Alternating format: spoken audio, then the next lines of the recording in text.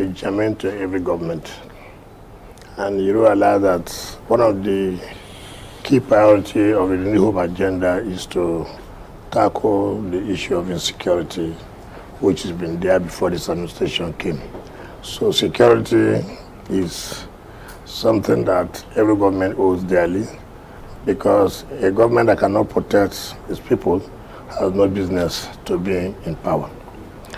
Like you said, last time when we met, there are some issues that which some of you consider that, it's going out of hand, going out of context in Abuja. And I did say that that is not very much correct. However, that does not mean that there are no issues of insecurity here and there. We took a lot of steps. Like one of the steps we took is to really make sure that we visited all the area councils to have town hall meetings with stakeholders and see also how they can have a buy-in in what government intends to do. A government alone cannot fight the issue of insecurity. Everybody owes a duty to contribute one way or the other in terms of intelligence, in terms of information to security agencies.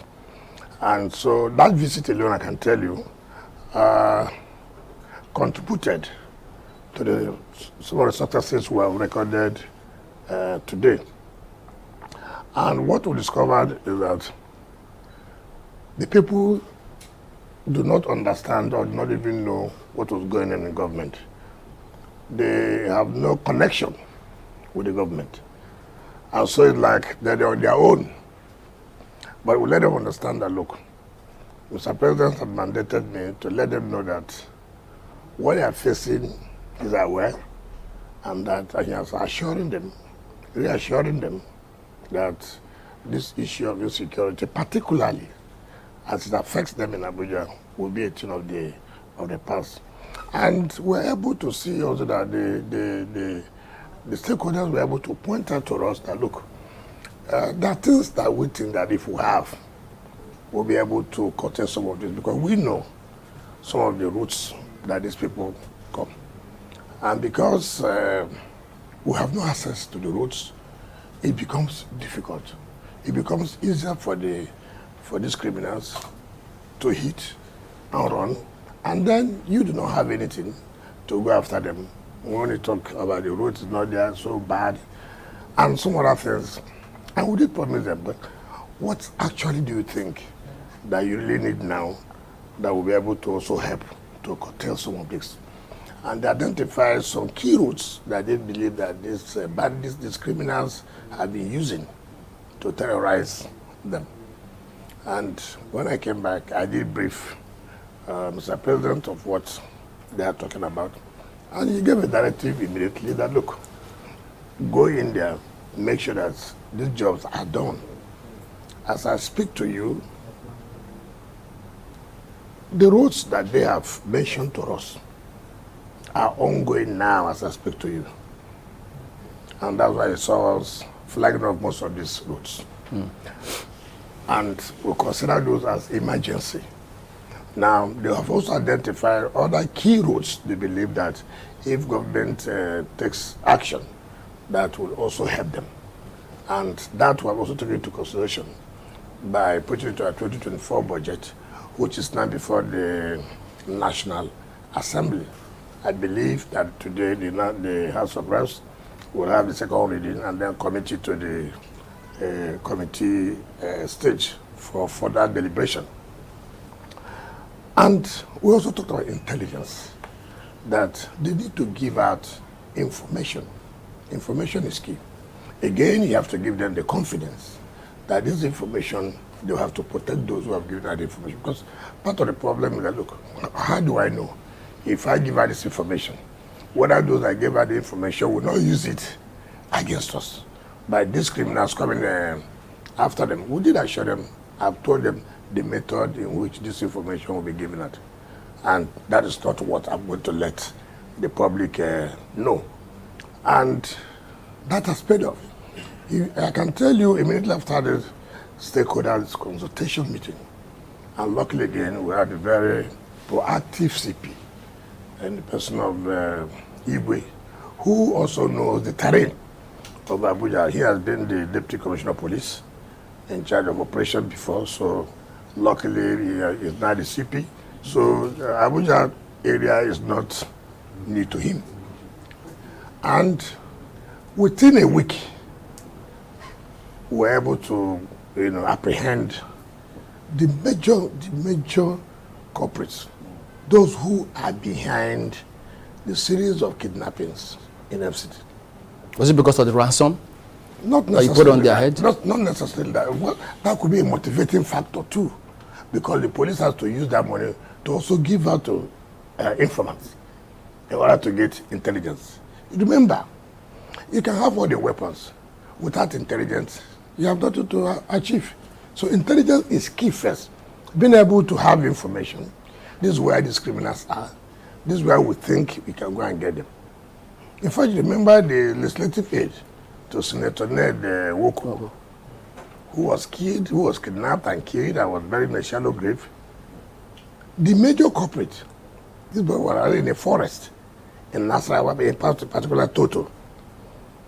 And if you see what happened, first of all, we got Dahiru before, and then got the second person.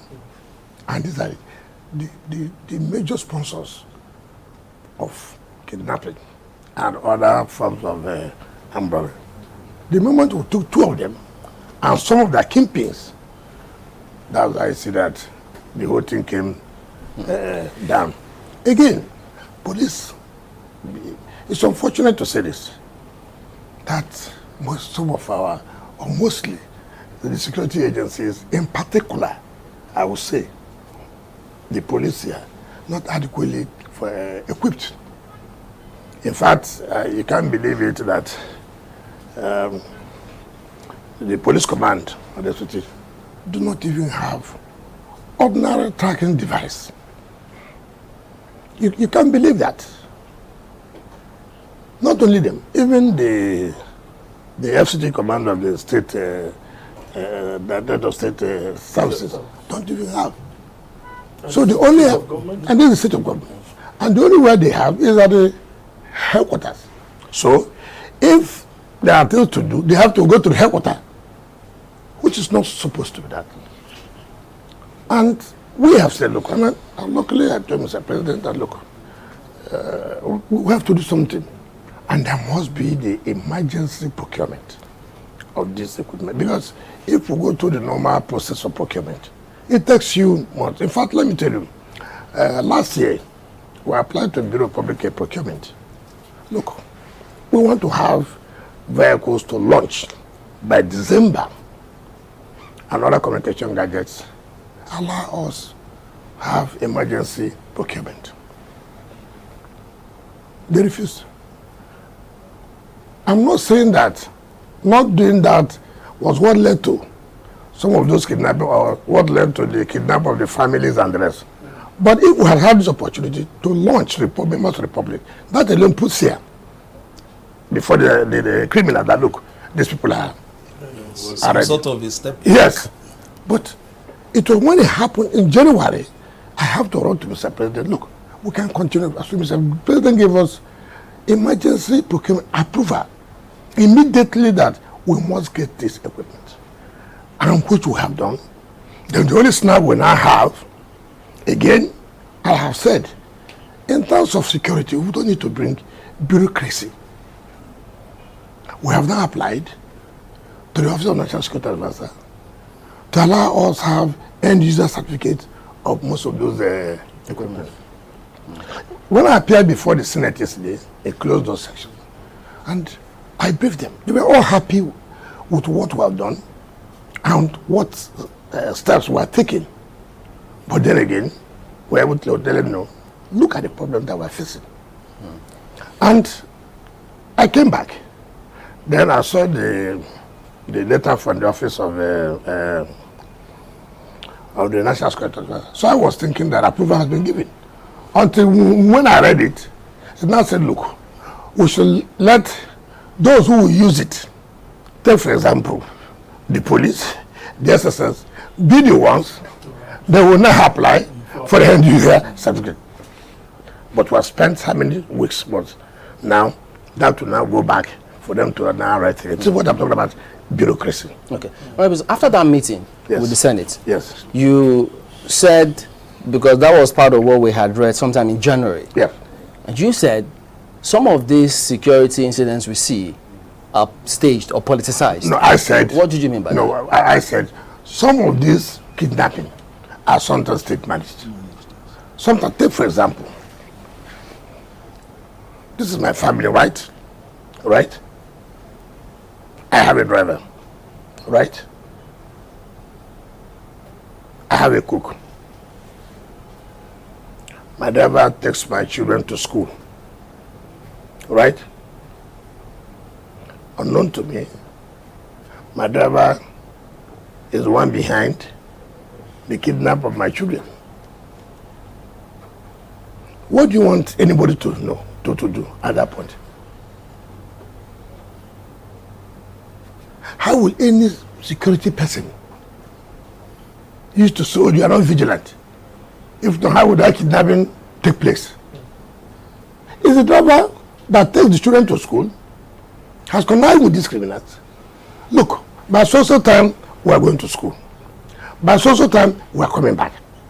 Now, instead of him to take the normal route, where it may be difficult, he takes the route where they are agreed. And then you hear the children have been kidnapped and the driver escaped. Of course, the blame will be on the security agencies. Now, how do you find out? Until when the police or security agencies go into action and then finds out that it was the driver that masterminded the kidnap. Is there a similar case with all of these cases that you had? I was a governor. I'm telling you for example what we know. Well, how about in FCT now? Any case that looks like this one recently? I don't need to reveal certain things. All I've told you that yes, we agree. The point I want to let you know that we agree that kidnappings take place, but the most kidnappings too are inside house kidnapping. You cannot run away from it. And two, you may not agree, but some people have this habit that, look, let's make it uncomfortable for the government. I can tell you that. Let's make it uncomfortable. Let the government have problems. Let us see that. Even when something happened, but not to the extent that it happened, their business is to blow it above what has really happened. I'm not saying that is an excuse. I'm not saying that. But I'm saying that with my experience, with what I know, sometimes something happened after Buhari. You know, we have boundaries with Kaduna, Niger, Nasarawa, and Kogi. Now after Buhari, there's a community is in Kaduna, right? When that kidnapping happened, they said in FCT. But it is not FCT. It is in Kaduna.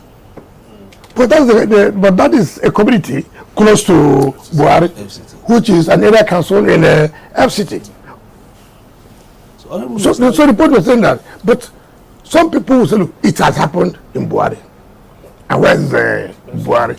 Buhari is in the FCT. Honorable Minister, you mentioned the case about the hideouts that you got in Toto, for instance. That's next to Abaji. Nasarawa, but that's you run through Abaji to get to that place. Yes. In our last discussion, you were talking about collaboration with these states in terms of monitoring these borders and especially the forests that provide cover for these outlaws. Yes. How far with that initiative? Now, you see again, I want to talk about monitoring. With all due respect, I'm not trying to indict anybody. These are problems that have been there before, probably the sort of governors that are there now, and the present government at federal level that is there. The terrain is so bad,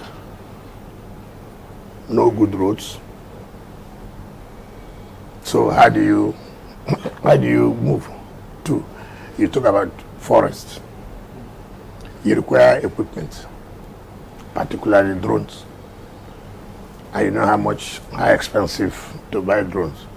How many states can authoritatively say today we have the capacity to buy drones?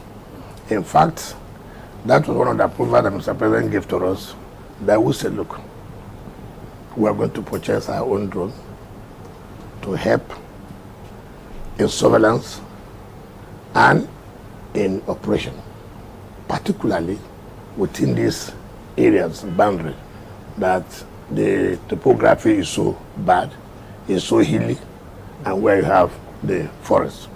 And we have made sure that it is provided in the 2024 statutory budget. I briefed this to the National Assembly yesterday, and they were highly elated. And again, let me tell you what I've discovered in terms of operation. My experience as a governor tells you this. In FCT, there's nothing like called security vote. Yes, nothing like that. What do they call it? Yes, that does not like that. You see, you know, I have never seen this where security don't want to have a covert operation. They have to put it in writing. I have to minute it to the permanent secretary. He had to minute it to DFA. It's no longer covered. And bureaucracy for an operation that has to go on this night. And probably covered as well. Of course, why do you have to? How do you know the man who is going to do the approval is not the one who will leak the information? So are you changing that? What National Assembly said, they were going to do that. That's not possible.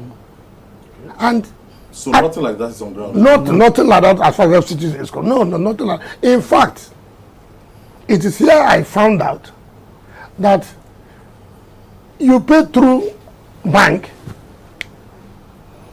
security, I've never seen that way. You pay through the banks. So they have to access security through banks. How do you pay your informants? Tell me. Without revealing their identity. Without revealing their identity, how do you pay your informants? And I wondered. I said, no wonder. Honorable Minister. How will you think you will succeed?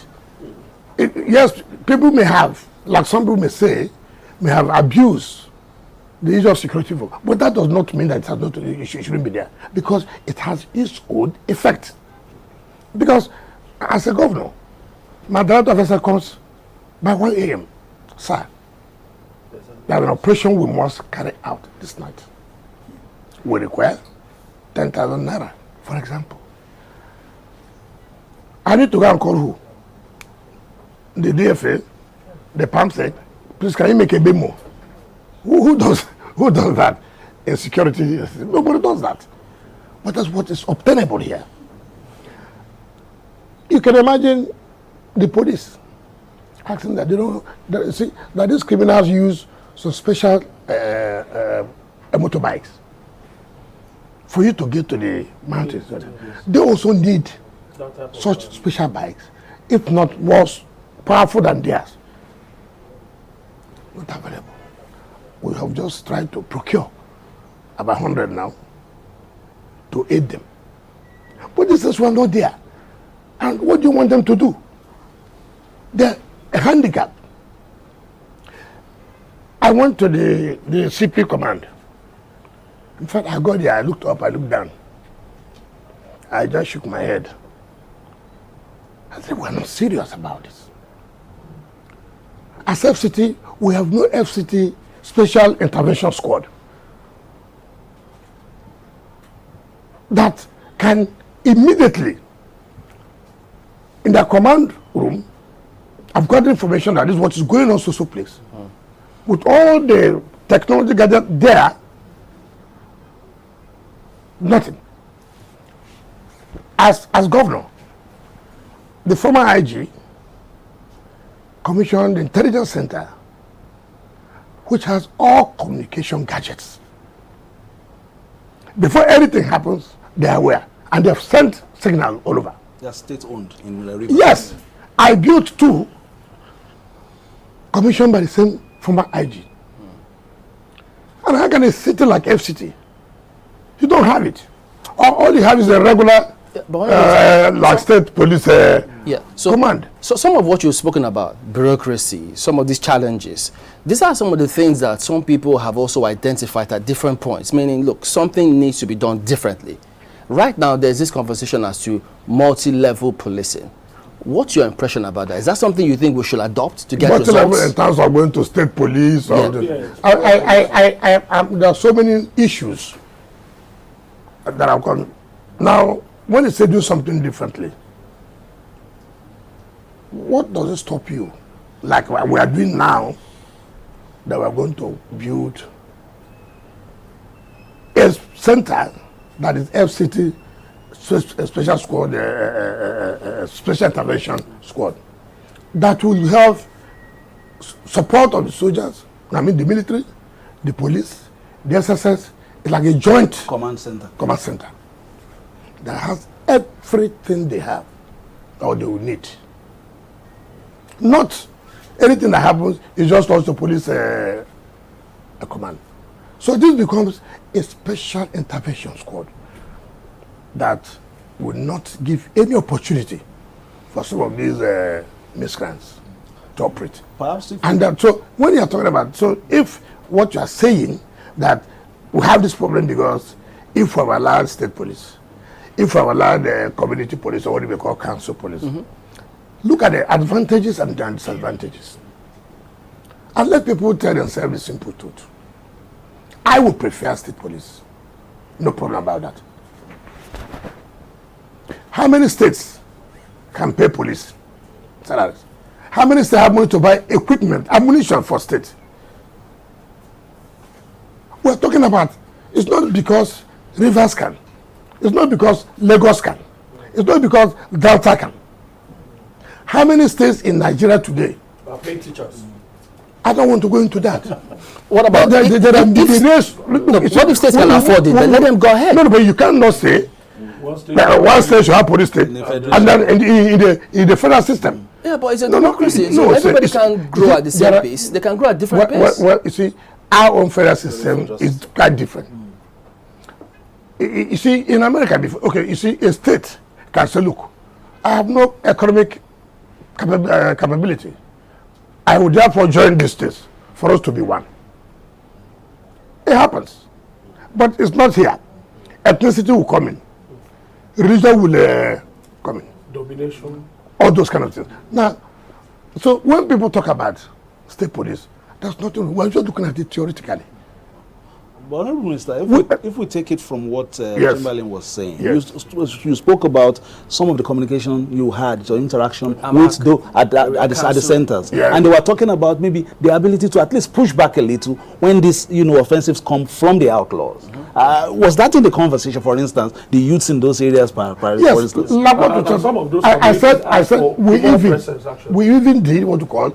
We told all the area council, listen, you are going to employ local vigilante, and again you have to be careful.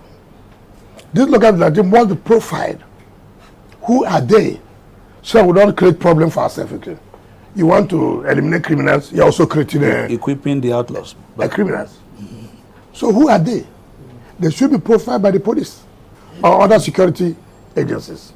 2, will you allow them to carry ammunition? I mean, weapons. What kind of weapons? So I don't end up arming people that you cannot take control of tomorrow. Or they will just merely be for intelligence purpose, which I would prefer for intelligence gathering. And I can tell you, that has helped. And the police have told me that most of the intelligence they gather in apprehending these criminals mostly come from their local sources. And they try as much as they can not to let people know. Now, and that's why the danger, if you say pay money to their account. Mind you, as the money comes to their account, somebody, who is this guy? 10 million naira came today. 5 million naira came the other day. What is working? You are now exposing. You want to give them cash? I don't know what you call cash. All over the world. If you know what security is all about. All over the world. So you don't know that NIA, if they want to, most of the operations. I don't buy cash. It's not something you go and collect money from the bank. Who does that?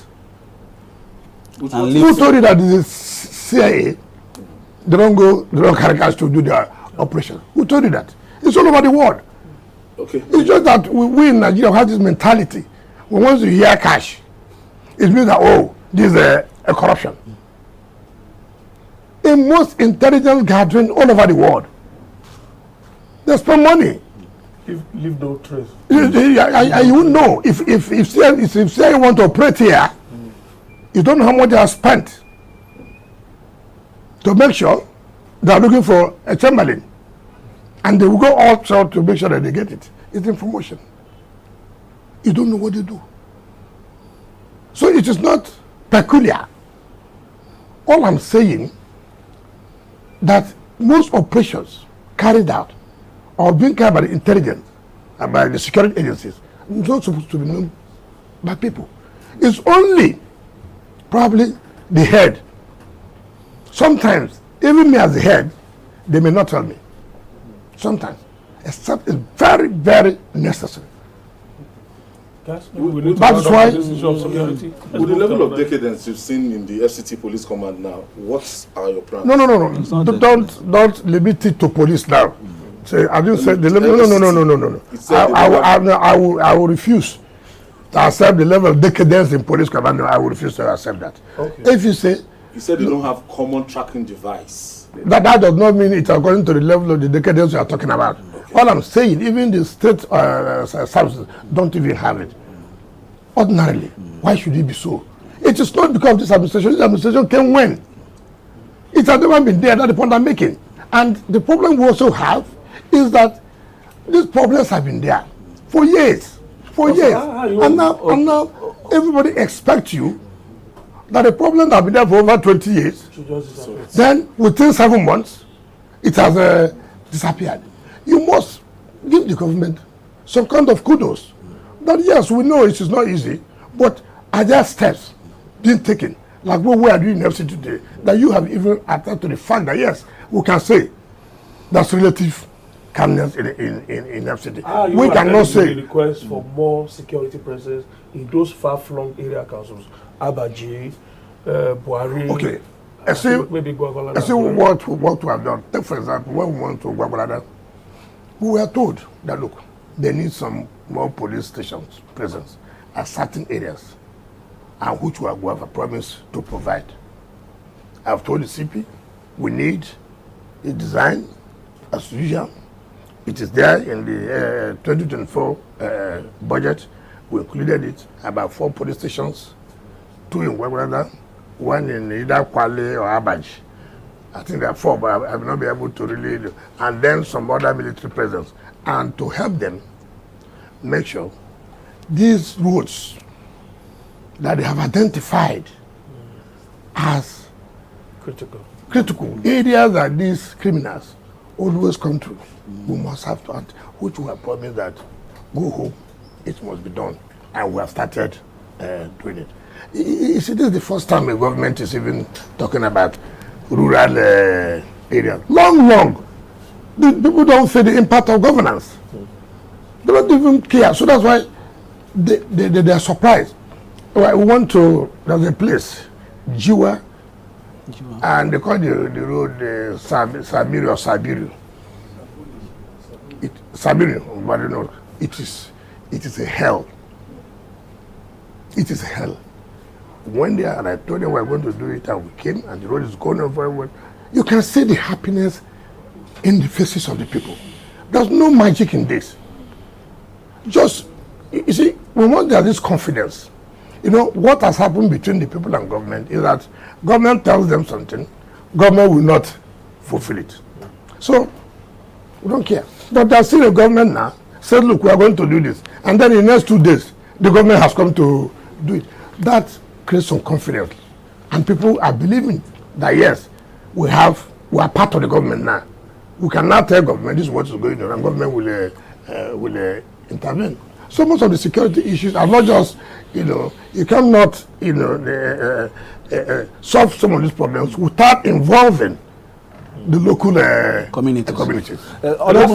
Finally, to put a cap, because we're talking about security all this while, but to put a cap, apart from the issue of, the pushback in terms of, the equipment gap, getting equipment and all that, another aspect could be, perhaps, since we know those who are involved in these are, youths and all that, while this infrastructure development that you have been doing are going on, is there perhaps, an avenue that could lead to more job creation, mass recruitment that would deter youths from thinking about the quick wins of, kidnap? First of all, when there's massive infrastructure going on, that also tells you employment is going on.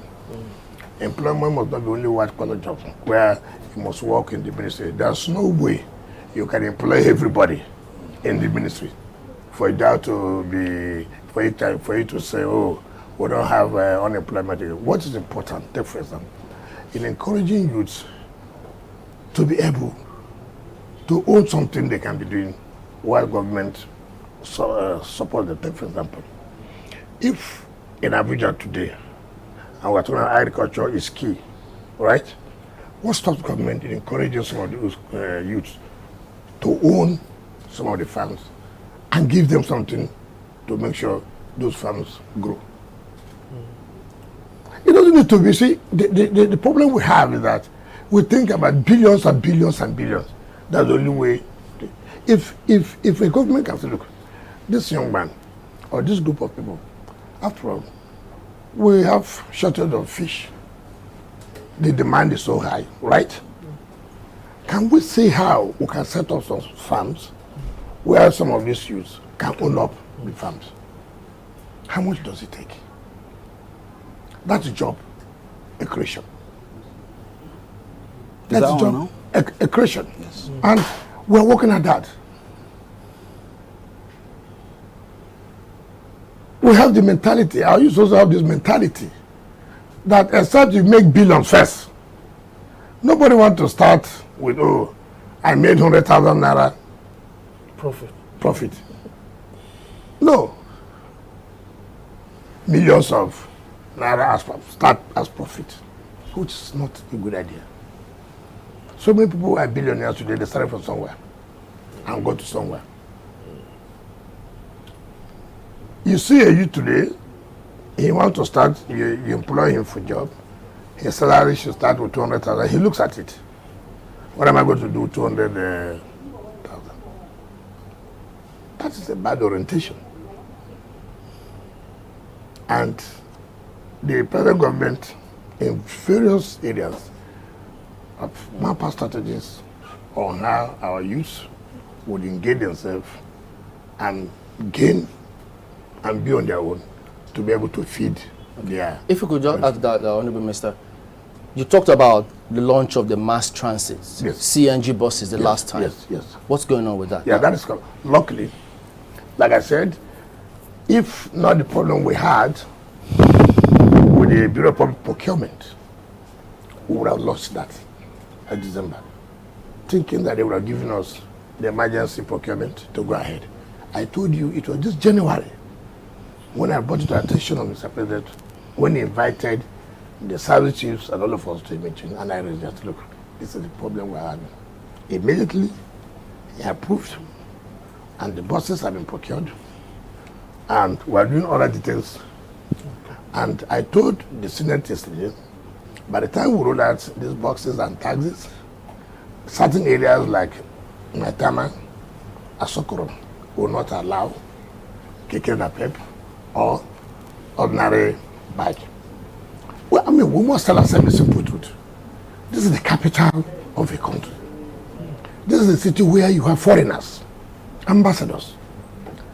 I don't understand how we can allow at this stage keke napep to take over the entire area of such areas. Security risk. Where I live, keke napep, this and that. So one day I was coming back. They have taken over the entire road. I came back in the night. I said, what is this? And I said, well, you have no alternative. Therefore, you can't chase them out. Now we have alternative. Now we roll it to the taxis and the buses out. Then we can still leave. So would they be part of those who can apply to get those taxis, or what's this? How is this scheme going to play? Yes. What you see, in this case, the drivers will be employed by us, will be profiled by the police. In fact, not only that, we will not even allow now every route, you see, taxi on the road. We are going to make sure there are routes. You cannot apply, or you cannot apply in so-so route. You are given approval for so-so route. And we know those who apply in those routes. What he's saying is that in Lagos now, Yes. the Danfo drivers, the Mulwe drivers, they were integrated into the BRT scheme. That's what I'm saying. I said, this KK, if they want to, we will employ them. Okay. That's the point what we're trying to make. Even those who run private Uber. Taxes. Government has to know who are these your workers. I mean, the mere fact you run Uber does not mean that the security agent should not know who is. So we'll be able to hold you responsible. How do we ensure that this project does not go the way of previous ones in the past? We saw, I think it was under Malam El-Rufai, yeah. We saw green taxis in Abuja. They were all run aground. At another point, we saw buses. Cabs. We saw buses, those red and white buses. There's a place now along Kubwa Road where you see all of them parked. All of them in one bad shape or the other. How are you going to ensure that this does not go the way of those? Again, we must also, leadership is important. Leadership is important. It's not going to be run as government. You know, one thing I found out in our society, everybody says government property Belongs to nobody. It will run as if it's a business enterprise, but not for the sole purpose of making profit, so to speak, but be able to operate very well and sustain itself. Our own concern is the area of fighting insecurity. That's our major concern, not necessarily to make money. We must keep the people to have something to feed themselves, while at the same time we are monitoring the issue of security. So do we have a date when this scheme will kick off? You know, let me use this adage. You know, turtle. This turtle have been there in the pit latrine for 3 months. over years. And he never died. Just the day they said they're going to bring the turtle, I said, look, if you don't bring me out now, I'm going to die. You have been there for years. So he started complaining of the smell of the place. So it is just now that you already have hope. We've already gotten to this point. We have already procured the buses and this thing. Only to put in more detailed things into terms of security. And now you are now in the tell us, will it be tomorrow? And you have 90% assurance now that it's available. It's available, that I can tell you the truth. And the CNG buses you have talked about, just yesterday I was working on the file of people who are interested to bring in the CNG buses, and we have also said, look, we too will not wait for only private investors. The government will also too be part of procuring before we have, you know, some of this when you wait for private investors, the time you would want it, they delay you. So we have been able also to put in our budget that will require also number of the CNG buses. So, but whoever that also intends to partner with government is... what about if one doesn't want to partner, wants to do it as his own business it's part within of, the FCT? No, you private still, investors. you still need to come to government. We are talking about security now. We are talking about security. Like we said, We are building terminals now. And it's not amazing, it's not surprising to you, a city like Abuja don't have terminals. Where you can say, look, go to this terminal if you are going to social area. Go to this terminal if you are going to social area. Nothing like that. Everybody just on the road. You don't even know who is picking you. It's unfortunate. And we are building 3 years ago in certain areas. And you can't believe it. We want to do public procurement. These are things we require to be built immediately. We can't continue to wait. They rejected. I told the Senate yesterday, part of our problem is our procurement law. There is indeed to amend the procurement law to give room for certain things like this. How do you expect, we're talking about fighting of insecurity, and you want to go the long haul of procurement process. You must make a waiver. For issues of security, you must make a waiver. Because I require to give, say, SSS, for example, 10 vehicles now because they need it. I require to give police 20 now because they need it. And I said, look, DPP, can you give us waiver for us to have single, a direct purchase of this, because the police needs it now. The security agencies, they need it now. No, you can advertise. No certificate of advertising take you 6 weeks. The bidding process, the rest of it, before certificate of no objection will come. These are things that hinder the progress or the fight against insecurity. I'm not saying that you should do whatever in everything. I'm not saying that, which is not allowed. But procurement of security matters should be waived, should be given emergency. That's the point I'm trying to. That's the point I'm trying to say. And if that happens, it will go a long way in reducing crime. It is not. It's look. Give kudos to the police. Give kudos to security agencies. Despite the fact that they lack most of this equipment, yet they have recorded a lot of successes. People just, the only thing you hear, somebody was kidnapped today. Our security agencies are doing nothing. If we tell you the successes they record every day, you will marvel. The successes they record every day. There is no night where they don't go to where they say criminal spots, where they arrest these boys with the Indian ham and the rest of it. Look at it. We have identified all over the flyovers, under the flyovers, criminals. You know, some of them stay there, sleep there, then they move out to operate. We have identified. So what did you do? It's okay. We are going to fence it all. Fence? All the roundabouts under the flyovers will not allow it again. How about improving on the lighting system within the FCC? It's part of what we're saying, because that also helps to fight crime.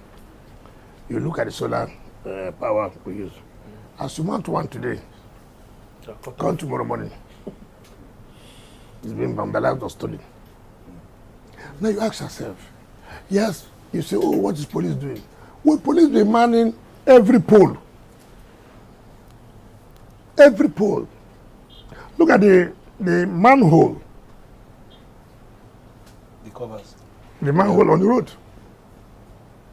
You arrest them. You tell them to call. What is the sanction? 3,000, 5,000. So I told the National Assembly, you must amend the law too. Okay. To make it strong, to be deterrent. Like in the States. We made sure kidnapping is dealt a penalty. And if you're a kidnapper, you are caught. Everything you have, all the building you have, will all go down. Government will confiscate. If I could just add this bit, pardon me, Your Excellency, Honorable Minister, is the FCT thinking about, because now the heat is crazy, and I know that AEDC, by law, they have that franchise. Is the FCT thinking about probably owning their own facility? It's an issue of power. It's capital intensive. The problem with government is want to carry everything at the same time. Yes, power is necessary to help investment and the rest of it, but you are limited by funds. What you do, what are the major things now, and which you have a little resources for you to implement? Not that going into power would not be a good thing, but mind you, it's capital intensive. If we stay and we're not like oil producing states where you have your 13% derivation. What we have here is just fighting to get internal generated revenue. Nothing. Even you, most of you, when you hear that you want to collect revenue, you are not even happy. But paying ground rents now, people are paying now. You are not. How many people? In fact, it's very, very unfortunate. People just want government to do everything, but nobody asks, where will government get this money from? Government, FCT cannot go and print money. The only thing it can survive on is on revenue. And when people say revenue, who are these people paying the revenue? Is it the poor people? How many poor people live in Matamaya? How many people own billions of houses in Asokoro and Garaki? The poor people are living for where nobody is taxing them. But the big men, people like you, who don't like to pay. No, we do. You have excuses upon excuses upon excuses. Look at the clearly do pay. Look at the publication. We chase you all about. Look at the publications we made that were given extra 2 weeks, over 10,000 people houses. These houses are not in the rural areas. These houses are within the city, owned by big men.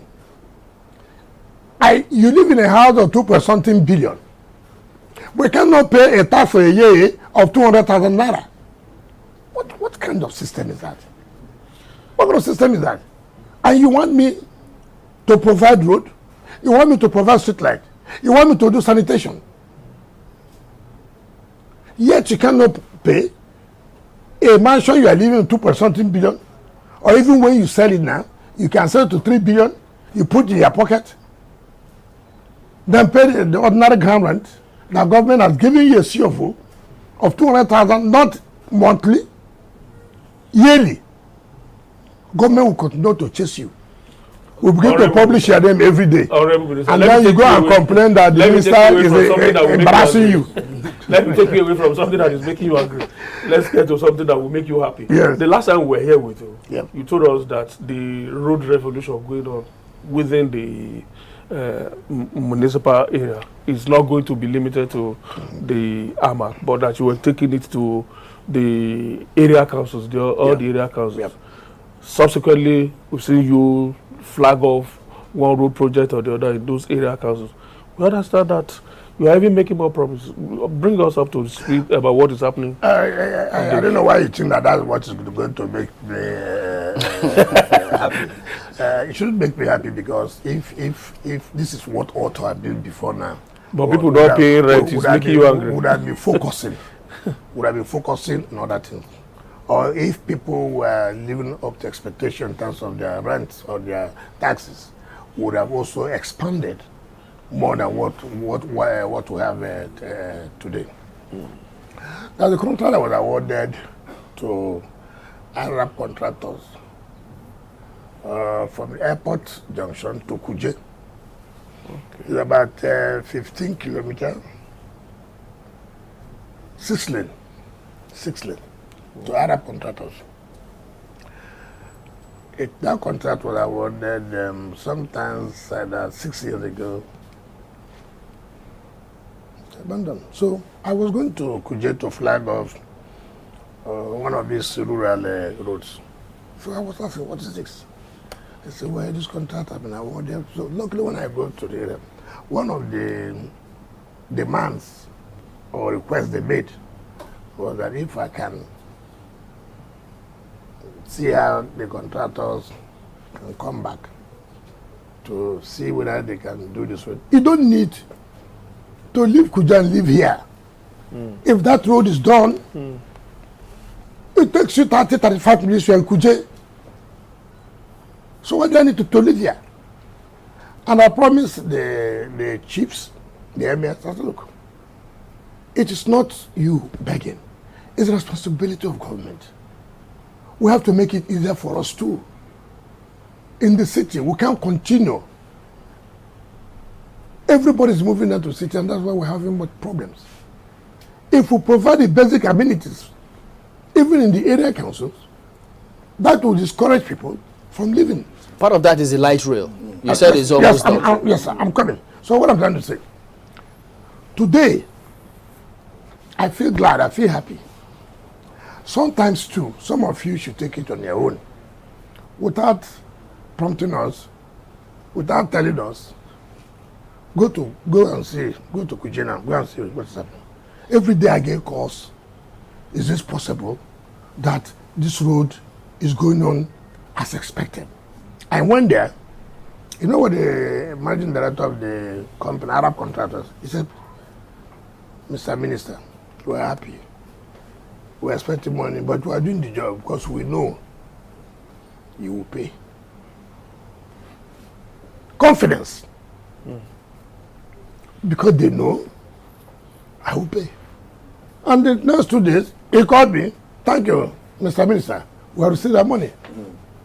And I said, not only that, you're receiving another one today, tomorrow. You see, it is the renewed hope agenda, Mr. President. Everybody has lost hope. Now you're bringing back hope. No, don't lose hope. We have the capacity to do this thing that you felt that nobody. That is the agenda of Mr. President. So now you talked about the light rail. Yes. You know, it's one area I have been praying to God.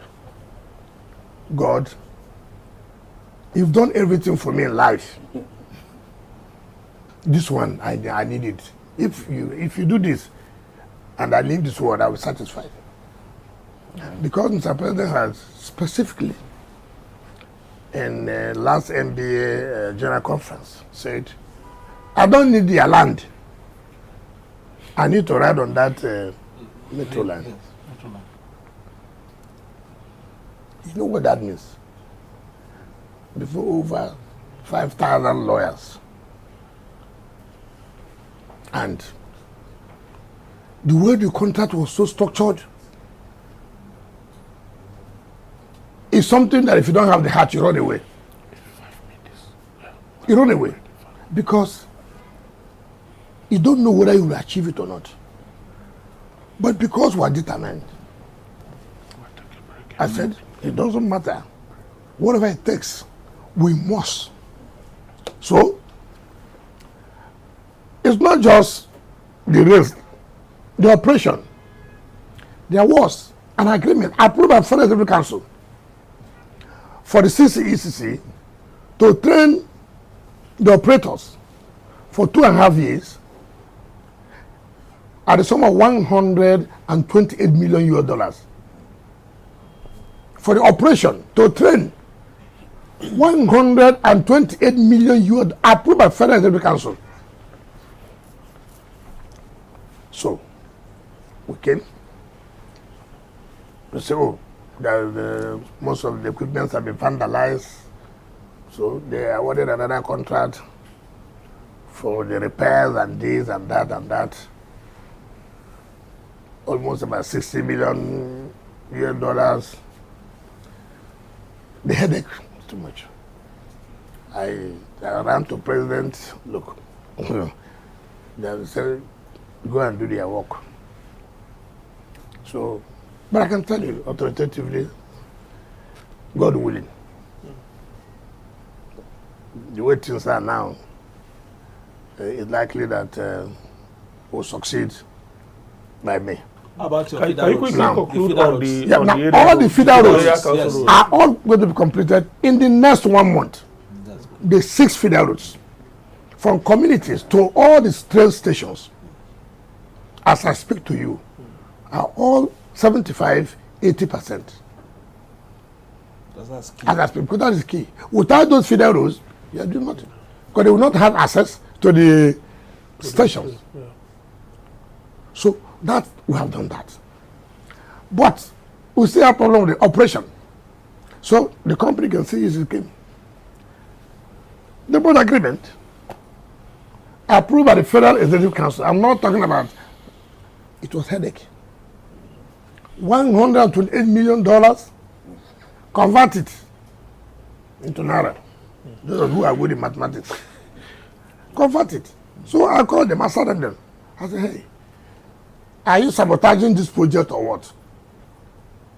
How do you tell Nigerians that we are going to pay $128 million to train our people? What kind of training is that? I will not accept. All right, Honorable Minister, we But need to go on the quick the point I'm trying to make, as of today, in fact, I'm trying to make a note to the Federal Council. We have gone from $128 million now to $75 million.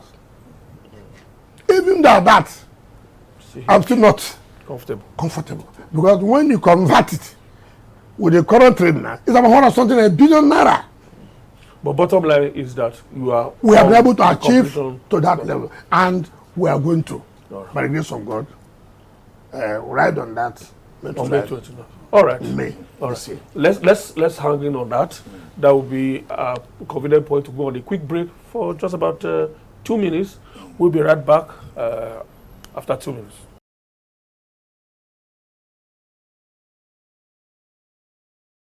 His Excellency, Chief Nyesom, Ezenwo, Wike. Honorable Minister, we're still here with you. Let's move to. You said we should still have something to ask on infrastructure. Want him to anchor on the metro line? No, we will do that. Okay. You linked, Honorable Minister, you linked the issues of housing, monitoring those who own these houses in terms of, even ensuring security. You were talking about the fact that, there are so many abandoned houses that could even be haven to some of these criminals. Have you gone far in that in terms of, getting those, the CFOs and the registrations to even, tie houses to names? Well, you see that in this country, people believe that things must be done, it should be business as usual. When you bring some new ideas, they try to kick against it. But leadership is key. If you are firm, there's not anybody can do. We have said that, look, part of what securities have identified, that some of these uncompleted houses, that these miscreants and criminals have taken over those houses. And therefore, for security reasons, you'd better go and let them know to go and complete these houses, or government have no choice but to revoke the title and take it over. We have been able to give them time upon time and upon time. Some have, gone back to see that they put the buildings in use. Some have refused, and we have not hesitated to revoking them. Not only that, we have started demolishing them.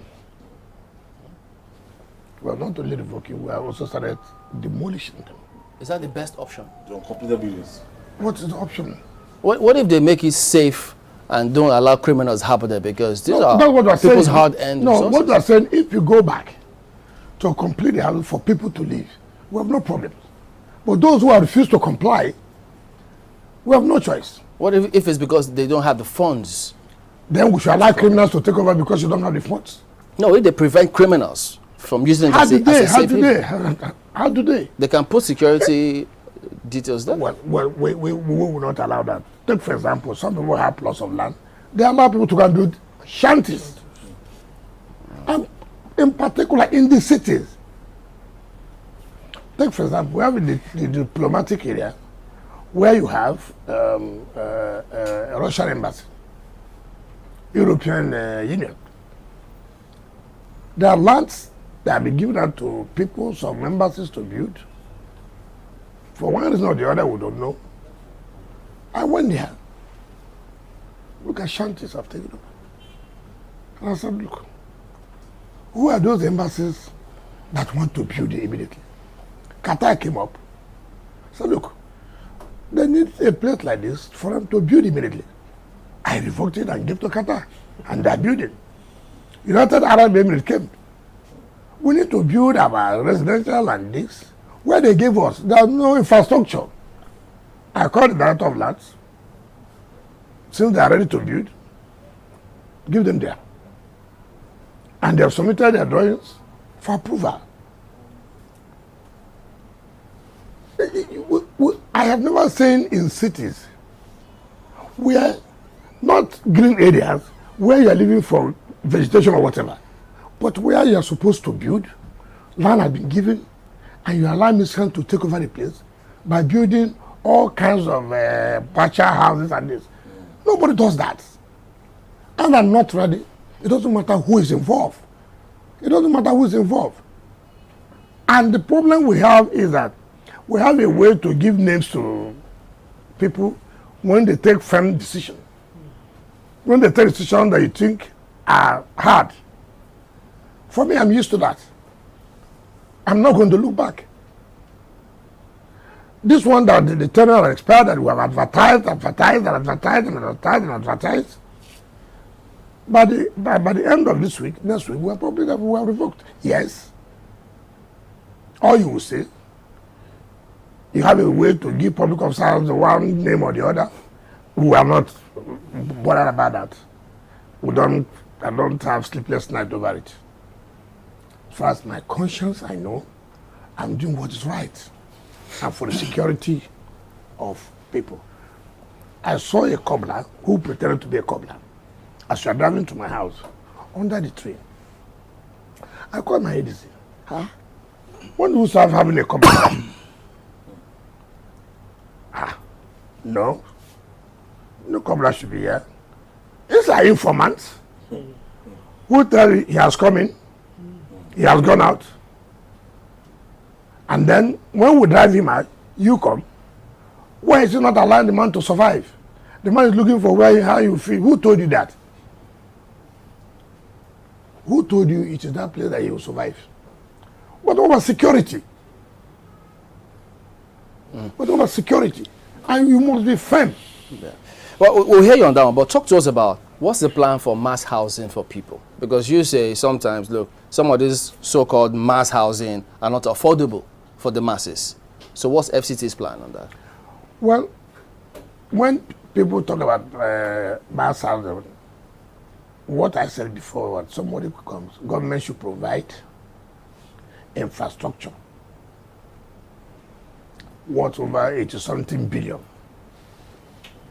The land was bought by government.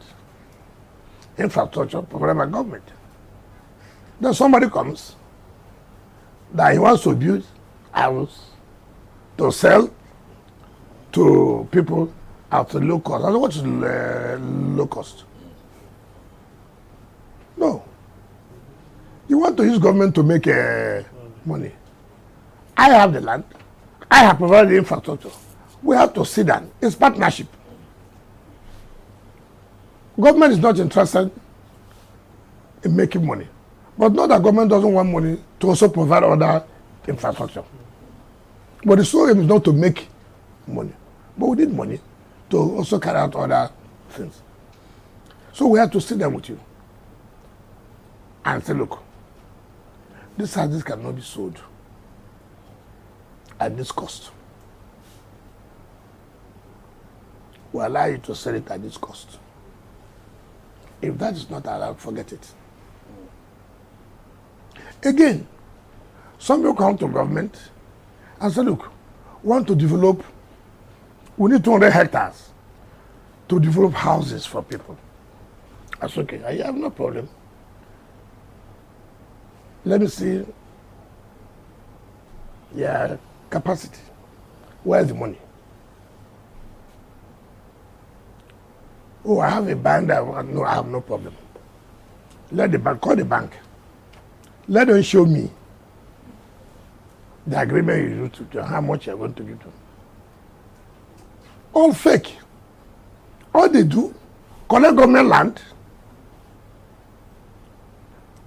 Years come, they begin to sell the land and make money. I have a lot of letters here. I need 200 hectares of land. I have partners who are coming from Europe to provide. I said, I've seen these partners a lot. Show me what is on ground. Sign an agreement with us that if you don't build within 1 year, we'll take back our land.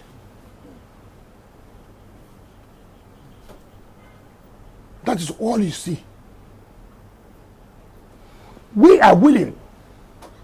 When we see the one that is sincere and is genuine is saying that you put the cards on it. Look, this is the bank funding us. We'll see the letter from the bank. We are going to release to them such amount of money. The bank takes guarantee. And you sign with government. Government says, yes, we are going to give you this. But within 1 year, 2 years, if this is not done, government, the land goes back to the government.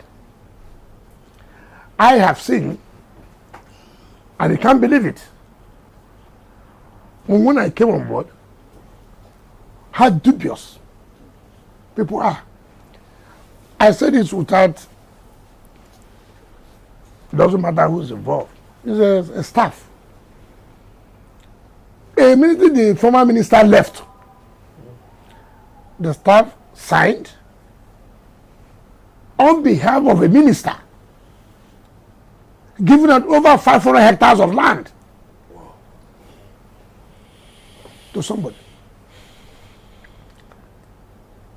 We have been meeting here, and our legal team said, nobody can sign on behalf of minister. You can't. You have no such authority.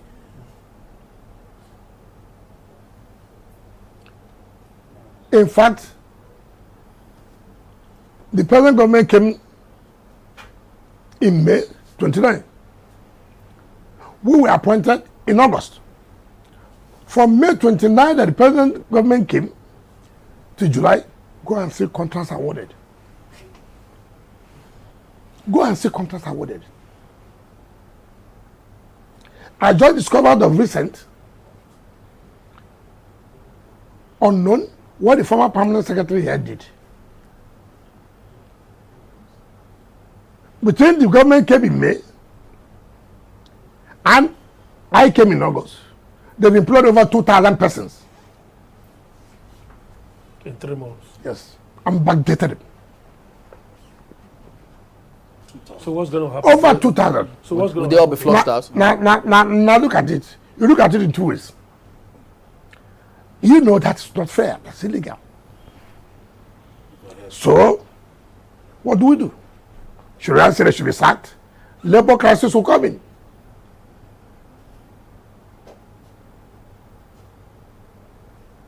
But is that right? Is that right?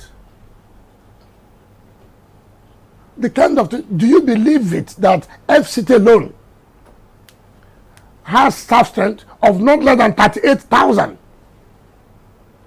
Can you believe that? Of not less than 38,000 staff.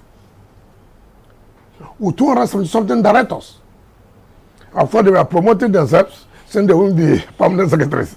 They retire without being permanent secretary. So it was like, look, well, since none of us can be permanent secretary, let's be promoting ourselves here. Director. But that has been addressed now.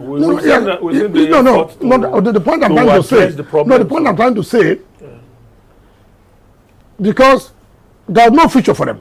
Okay. They try to create a... So they have to say, well, we shouldn't die like this. Let it be that, they created so many departments so that a director will head a department, no matter how small the department is, no matter how small.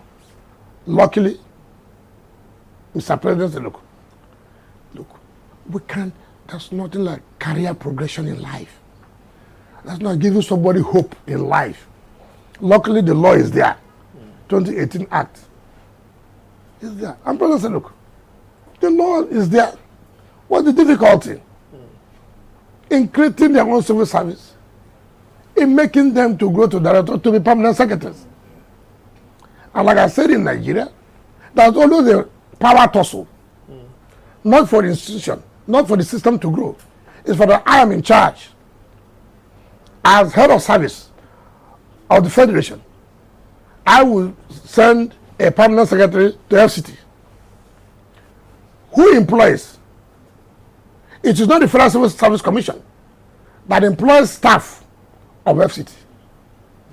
FCT employs their own people, promote their own people, but cannot get to the level of permanent secretary.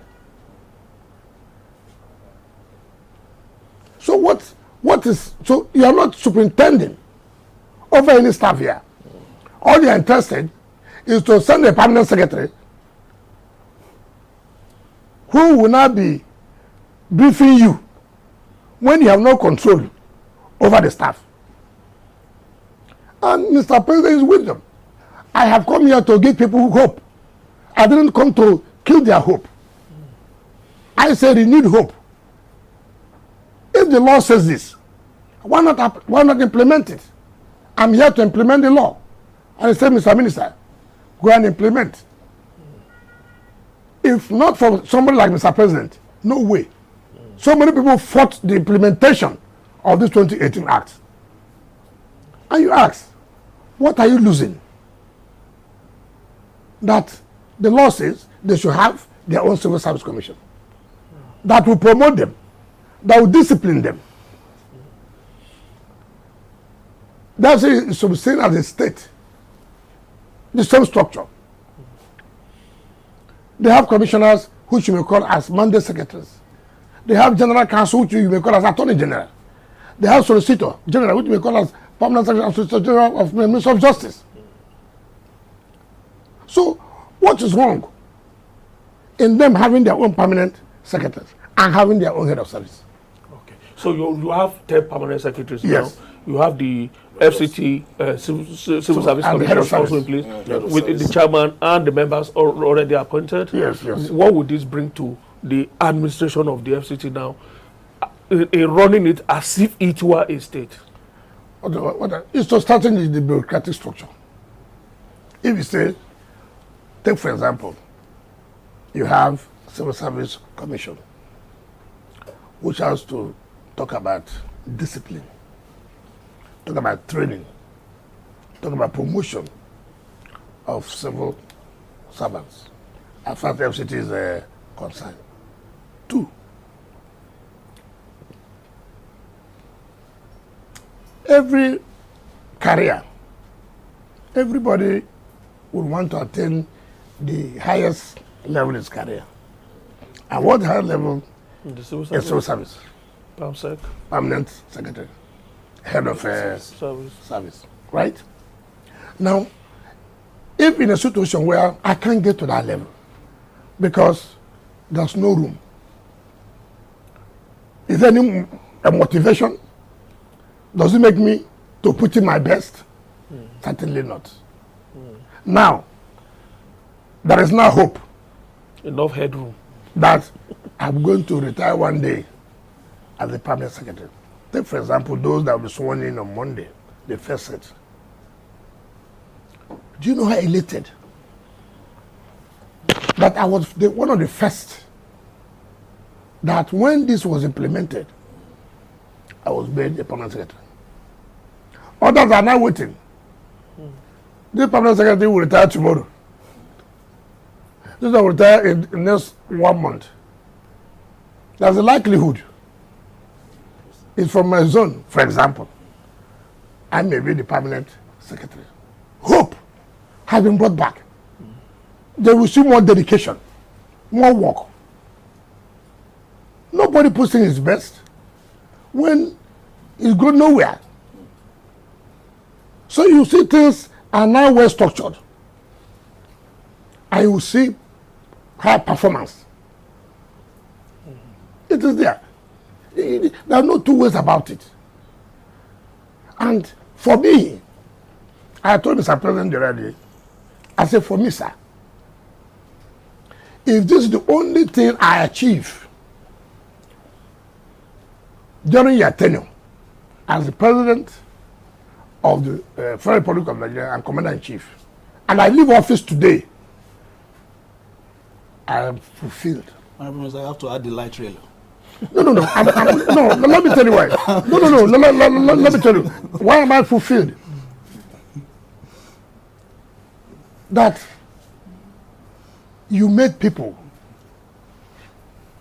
to have hope in life.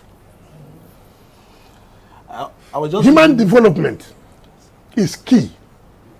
You don't know what you're talking about. Look at somebody I've been appointed as head of service. It has gone down in history as the first head of service of city. It's not money. Even if he retires tomorrow morning, he's fulfilled. I got to the highest level of my career. So the why I said, even if, as I finish talking here now, I'm no longer Minister of FCT, I feel satisfied. Not to talk about, again, something that had been there to Mr. President, that he said, people are looking for land. I don't need it. What I want is, let me ride on the metro line. I just use that as an intervention. Let's stay with your workforce and this structure. You have to be congratulated on that. But we also need to look at what this also means. Last year you told us you were paying about 9 billion a month for your workforce. I don't know how much you are paying now in terms of today's realities. Is that daunting in terms of the plans you have? Especially the payments you need to make in terms of the contracts you are doing and overseeing in terms of infrastructure development, juxtaposing this with the commitments as well. In government, there are myriad of issues, problems. You are here to solve the problems.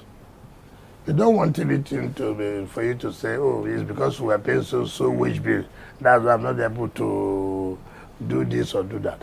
I wish the wage bill should come lower. It would have enabled me to put some of the funds to other areas. But be it as it may, you have to move on and work out strategies on how it does not affect you. Let me tell you something. Our budget is 1.1 trillion. We submitted through Mr. President to National Assembly. Okay. Somebody will say, 1.1 trillion. Somebody will say, what's it takes? And that's why we have to thank Mr. President for bringing us out of the TSA. Today, you have been talking about payment of contractors, jobs are going on well. When we were in TSA, nothing was happening. Why? Bureaucracy. Not only bureaucracy. You don't have access to other funds. Whatever you get now from the IGR this month, for example, you share it. And it doesn't make sense. It's like pouring water in an ocean. So that doesn't make sense. Tell us about that IGR. No, so that's what I'm saying. Okay. So you know about so we propose to Mr. President to the National Assembly. We want to go to other commercial markets. Listen, we need this amount of money. We need it. How do you pay back? We attach our IGR to our SPO. Now, the money is there. You share the money, attach it to basic infrastructure. Take, for example, the OSEX, outer southern, where you have that Asokoro Junction, for example. How much, for example? What is left? Maybe it's 20 billion. At that 20 billion, I need this job to be finished by December. Right? B6, B12. How much is left? So amount. From this loan, I attach this money to that job. Before you know, you are sure of 10 projects. Be completed. Now, what's the bank doing? Every month, they collect that year. So, if we are collecting 500 billion, for example, the bank is taking from us every year, say 120 billion. At 10 billion a month, that's 120. But we are not depending. If we depend just on that monthly, you get a share. This one 1.5. This one, variations will come. Variations will come. And you know, I'm one of the opponents of variation. I believe that government jobs are extraordinarily high. I will not tell you lies. And so when I look at it, and people are telling me about variation, I get irritated. So now, that wouldn't be. Yeah. So because you know, I have money for you, which is a 20 billion, you can do my work. I pay you. So this is the advantage. Okay. But and which, Mr. President, if you did not do it, FCT, nobody will be talking about so do we have this and that. No. Do we have a system yes. in place now yes. such that if you are no more the FCT minister, whoever comes in sees that template and jobs will go on without any hindrance? And you cannot. You see, leadership varies. After all, somebody was there. He didn't do it. They were still in TSA at the time. Yes. I came. I wrote to Mr. President, look at the disadvantages. It will not help us to do anything. It is your ability to convince your boss and to see the advantage. And now he has seen it. And he said, go ahead. So, today, people say, I would have turned the construction site. How? It's because Mr. President had weighed it, has seen the advantages that will accrue to his government. He said, and move on. Do you know, nothing makes you happy when you see people are happy with what you are doing. I was in the Senate yesterday. I feel highly elated. Every speaker per speaker, we commend you. We have seen. We are happy. Anywhere we go to, we are seeing so many things are happening. And we're asking ourselves, how come this was not the case before? You have a new president who has given me the opportunity and who is giving me the support for me to actualize his agenda, particularly as it relates to FCT. For me, it's my greatest happiness that people see, people are commending. You know, it is difficult to commend public officers. Yeah. I read yesterday, I don't want to be personal. I think they say she's a senator for FCT. I don't know. I think, okay, they said she's a senator for FCT. Said, Wike is busy scraping roads. And this I just, you know, in my place, there's a day that says, if you don't know what to tell somebody, you say as him be. That is it. You don't have anything, you don't even know what to tell the person. You know, one of these, Sundays, I woke up. I called my executive secretary of CDO. I said, come. I said, come. Well, I said, come down. Look at the roads. all cracked. We passed through there. As we were going to the villa, then went to the police headquarters. That we go and see. This house was built when? I should leave it when the potholes come. That's when I will go and repair it. You know, back belly. You know what you say, back belly. You know, somebody wants to be a friend. You say, I don't want to be a friend. Is it by force? But what's like what the person was indicating that you don't want to be supervised. Like don't supervised. Are you my appointer? They have an oversight function. Oh, come on, do listen now. Come on, do it. The problem is that she wanted to be chairman Senate committee on FCT, and the Senate president said, "I'm not giving you." She's a member. Let them come and oversight. There's nothing we have done. I've not invited the two chairmen of the FCT and the two chairmen of the area council. Every flag off, they're all there. Come and see with your eyes. And I deliberately allow it to be live.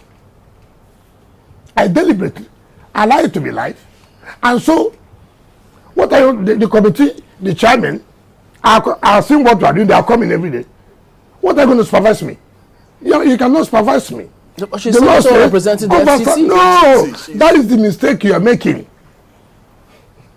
That's the mistake you are making. She will have extra interest. What is the interest? That I must see her. No, that FCT should function well. Why would I go and say, is that my responsibility? If I have a problem, I go and see her. I don't have a problem. So you're likely to see her if there's a problem. What if she wants to see you? It's available. She should write to me. Give me a call if I'm free. But she said you're not reachable. How did you reach me now? No, she's the journalist. Listen. Nobody can intimidate me. Not after being, look. I was a minister before. I became a governor of one of the most important states in Nigeria. And now I'm a minister of FCT. You are saying that the only way you can bring me is to go to channel, is to go to TVC, is to go to, and the minister does not carry me about. I carry it, I don't have the back to carry. I don't have the back. People don't know how to go about things. It's not by blackmail or intimidation. So what should she be doing? Do the right thing. Communication. Can I have audience with you? There are things about FCT. I want you to. The problem is this. She ran an election against my friend, Philip Adudua. Right? And then she sees Philip Adudua everywhere with me. He said, I'm taking Philip everywhere instead of she being the senator. Haba. Will I abandon my friend because he failed the election? I mean, people are so petty. It doesn't make sense. Everybody is commending what is going on in FCT. You are busy, say that he's not carrying me along, I'm supposed to be the eye of FCT. That's lawmaking. That's lawmaking. The eye of FCT, in terms of implementing Mr. President's agenda, is me. Is me. Mr. President made promise to FCT. Mr. President told them, I have renewed hope agenda. I want to bring back your hope. In doing that, I have somebody I think should represent me in bringing my agenda to reality, achievable. And one of those is these people, they have distorted their growth. They make sure civil servants will not grow. And he said, no, that is wrong. Today, the civil servants are happy. The hope has come back. I'm here to implement Mr. President's agenda. I'm not here to you supervise me. You didn't appoint me.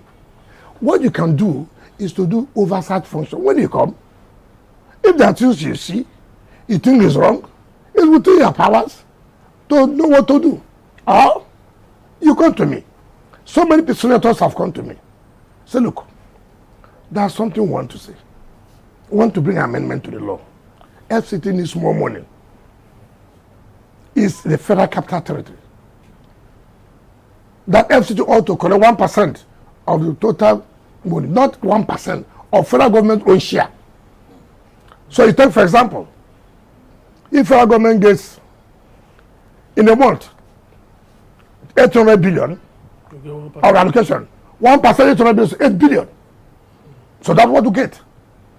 So you want to be on first line charge. So that's what somebody who wants to help in improving FCT.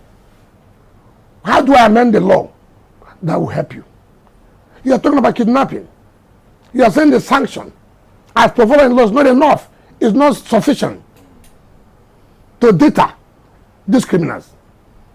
Now I expect you, as a distinguished senator, as a lawmaker, how do I control the lawmaking process to achieve this so that criminals will know that FCT is a no-go area? It's not for you to every day go on television, go on radio, that what the minister is doing is to scrape road. I will scrape more. More will go. And you see, the good thing is that when I finish, you know what they call a nylon. You know what nylon? By the time they finish, as far as when I finish, you know, you'll be happy that you are driving on a good road, and I'm sure the lawmaker will also talking about those projects, sir. Talking about those projects, I'm sure it's not the metro line alone that you intend to present to Mr. President for commissioning. So many things on May 29th. Let's talk about the other projects. The VP's. I don't want people to hate me. Let me tell you, I will assemble a committee to go and work out what has Mr. President achieved in his 1 year in office as it relates to FCT. Do you understand what I'm saying? What has Mr. President achieved in his 1 year in office, which will be May, as it relates to FCT? That's my concern. I don't go to do other people's work. This is my own assignment here. We'll be able to tell Nigerians, in Mr. President 1 year in office, see what he has been able to achieve, which is not 1 year, I mean, in our own capacity. Our own 1 year will be August. But we are not important. It is Mr. President. It is his agenda that we are driving. So since Mr. President will be 1 year in office in May, what will he tell Nigerians? What will he tell FCT people? What he was able to achieve? I will roll it out. Proudly. Proudly. We will do it in such a way, I don't know whether Mr. President will have the time to have the opportunity to say every day. We can say, okay, Mr. President, take 2 weeks, which you will not agree. Okay, he may send the vice president. It is not about, for me, my greatest happiness is, are you sure, are you satisfied that you think you've done well? I tell people, it's not that I think, people are saying so. You have also attested by the questions you're asking, indirectly. Because when you say, oh, this project is going on here, this project is going on, what it means, that things are happening. The VP's residence, how far with it? Oh, it's almost there. We're almost quarter to finish. Go there. This is a project that was awarded 2010. At the cost of 7 billion.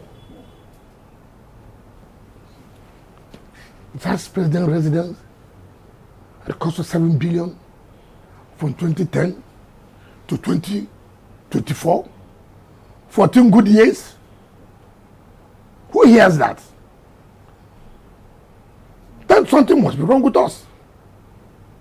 As a governor, as a governor, when I told Nigerian Council of Legal Education,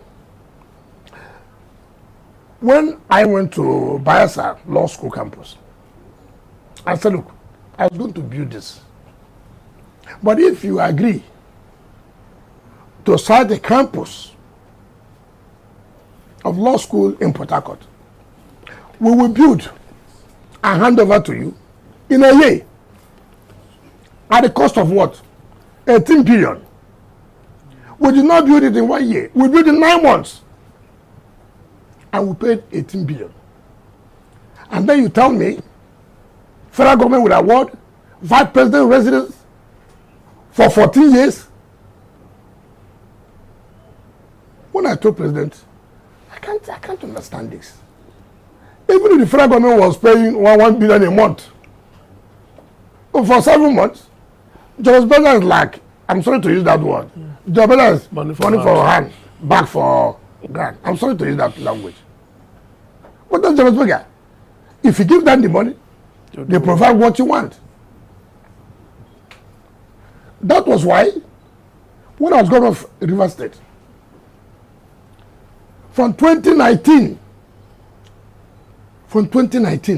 to 2023, how many years? 4 years. Built 12 flyovers. I didn't owe a dime to Julius Berger. 4 years, you put down 12 flyovers to a company called Julius Berger. Not any company. And then you tell me federal government will award VP's resident 2010 for 7 billion naira, and then we're talking about how to finish it in 2024. 14 good years. Then that means we're not serious. Sometimes the president that alone is a highlight for criminals very close to the villa. I said, Mr. President, I have spoken with Julius Berger. Of course, Variation. there will be variation. Because the job, and I told you, are you going to finish this in 6, 7, 8 months? They said, we need the money. You need money. And we gave them the money. Today, I was there yesterday, and they said, look, by May, come and take it. Honorable Minister, we can see that you have been able to fast track, several of these projects, but there are still some that are like an albatross on the neck of the FCT administration, and that is, for instance, the Centenary Tower, for instance. The Centenary Tower, for instance. How have you been able to? Is there anything you're doing to perhaps review? I thought when we came, and we called the contractor. That project was awarded under the administration of Obasanjo to Salini. I think it was around 50-something billion. It came down to later variation upon variation, and it came to 100-something billion. So when I came, and I saw it as something that would change the landscape of the city. So I went to President and said, look, excuse me, we cannot allow this. I'm talking with the company if they would agree. So I tried to work out. That's okay, the company. Where are we now? 100-something billion. How do we pay? When can you finish it? They said 3 years. That's okay. 3 years. 3 years. It's okay. If I pay 3 billion every month, in 3 years, I will pay about 100-something billion. Can you? He said yes.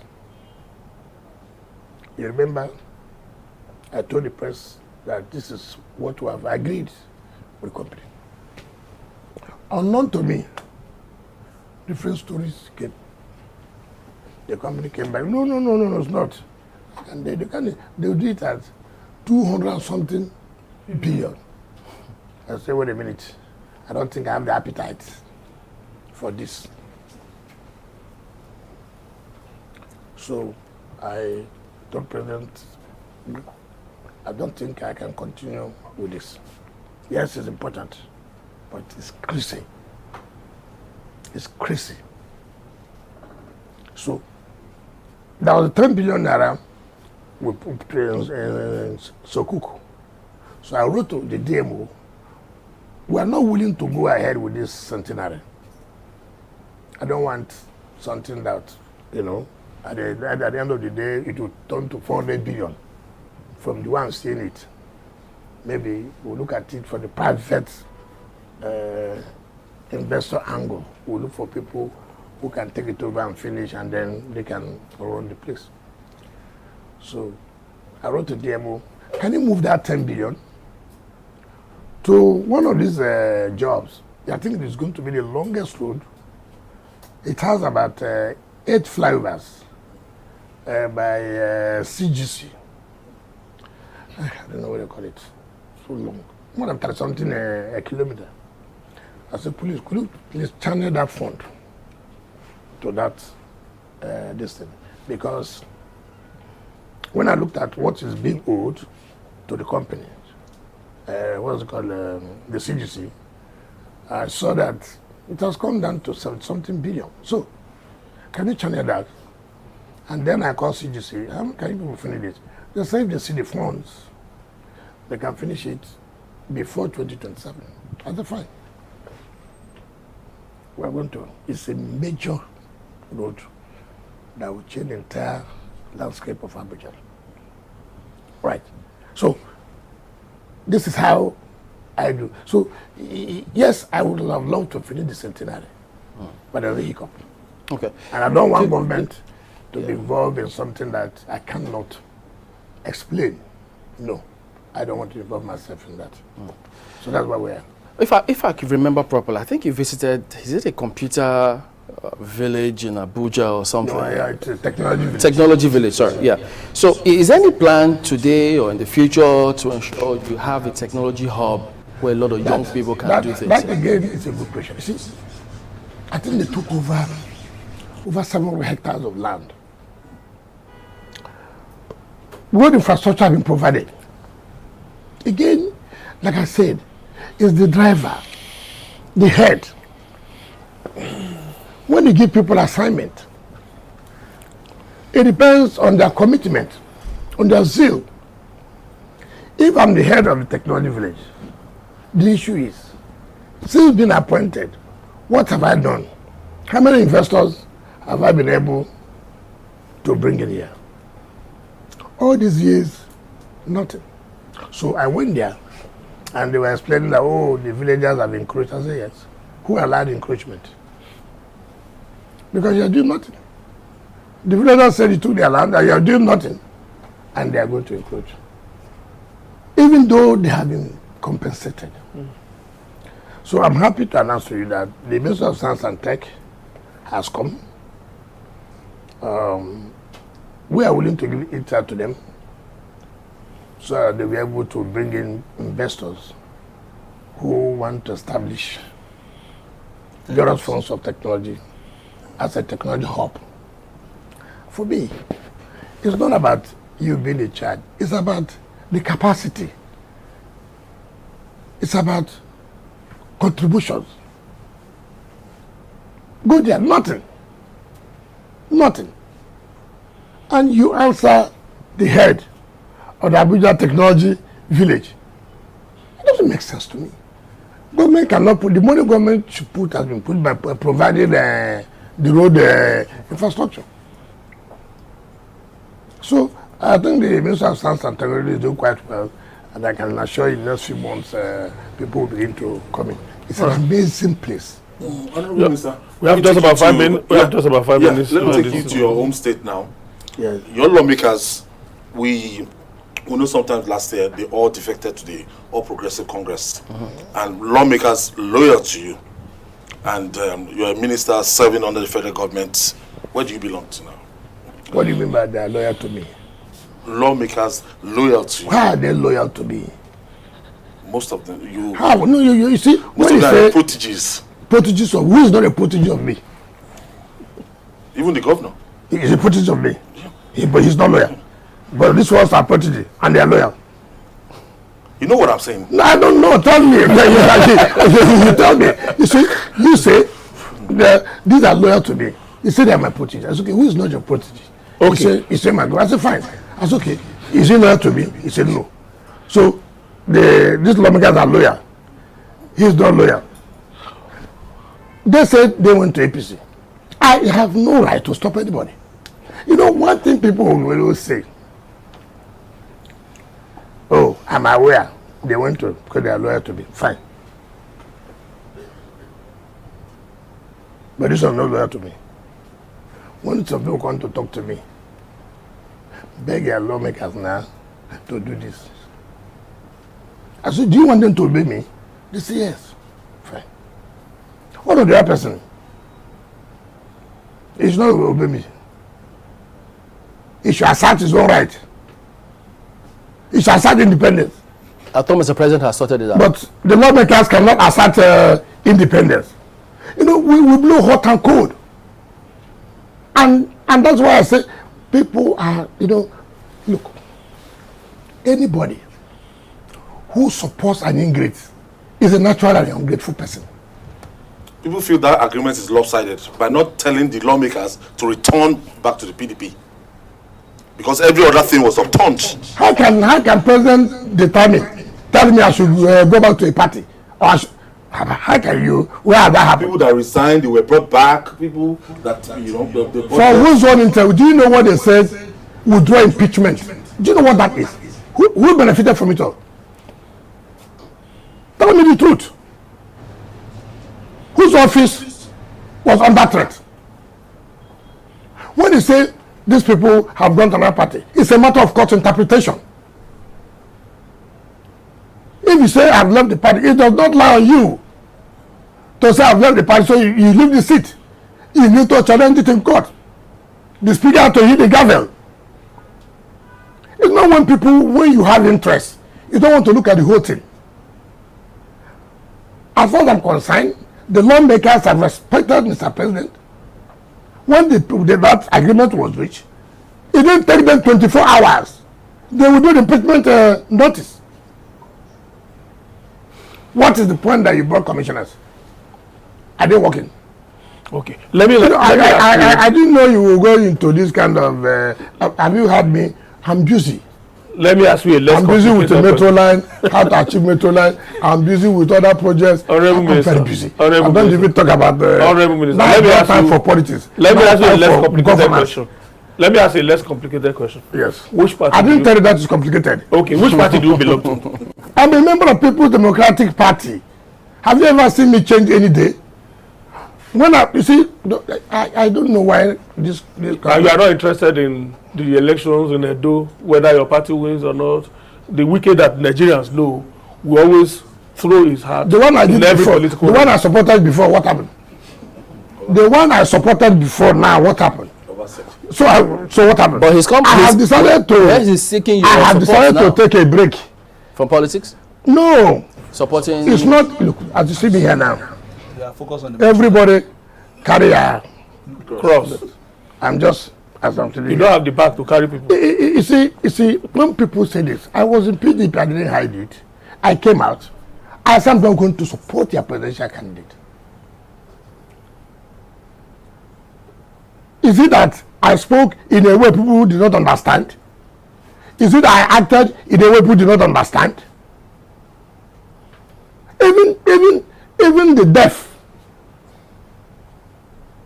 heard me, the deaf. You can hear when the deaf can hear you. What I said, the deaf heard. But if this is not done, I won't do this. And the party is planning to discipline you for discipline me for who? Damago said so. Who? That I did what? That it who violated? Who violated the party's constitution? Who violated? Who should be disciplined? I am an advocate of the implementation of the constitution, and you breach it, and you want to discipline me. In the first place, can you not even say, in the first place, you should have thanked us, thanked Rivers. Did you understand me? Okay. Assuming we lost the governorship, would I be talking about Rivers State being a PDP state? Assuming we lost. Forget about these people who are gallivanting today, moving around. say that they can now serve master and serve boy. Now they are serving boy on the road now. All right, Honorable Minister. So leave all those things. And like I told you, now it's time for governance. Now it's time to do your own assignment. President are giving me an assignment. I'm busy to carry my own assignment. When the time for politics comes, then we will know who is where, who is not where. Money is not everything. I was the Minister of State when I went to run for a governorship. Yes, I was. Did you not win? But one would like to ask you Well, very yes. quickly before No, you no, go. no. Just one question Yes. before you go. You straddled two places now, being governor 8 years Yes. in your state. Yes. Now you are FCT minister. Which one has been more daunting, for instance? I don't know how to. Here's Nigeria. Here's Nigeria. I don't have the kind of executive power as I used to have when I was governor. Most of the things I do here, I must seek the approval of Mr. President. The luck I have is that every time I seek for his approval, he has always given. And that has made my work easier. But I can tell you, it's not easy. You know, Abuja, you have all kinds of people, they high and mighty. Former presidents are here. Former army generals are here. Generals are here. Field marshals are here. Everybody is here. Senate president is here. Speaker is here. Chief Justice is here. So it's not like in your state. No, it's not like that. But for whatever it takes, if you have capacity, have capacity. It doesn't matter where you find yourself. All right. When I was Minister of State Education, everybody thought that office is a dead office. I was there. I brought it. As I left, somebody went there. He said, but it's not where Wike was. It is not the office. It is you. All right. That will tell me how the office will be. All right. Thank you so much, Honorable Minister. We are very sure that you are enjoying the work anyway. Thank you for allowing us to share the beautiful ambience of your office. We really appreciate your time. very much. Thank you so much. And of course, my colleagues, Fisayo. Sir, nice to speak with you again. Thank you Hopefully, by the grace of God, like you said, we'll ride with you on the metro line. God will. And of course, Chamberlain. Thank you for also hosting us today. Ayo. God bless you. Thank you so much, Honorable Minister. My name is Ben Garuleva. We'll see you again, maybe before May 29, hopefully. We're glad. Thank you, sir.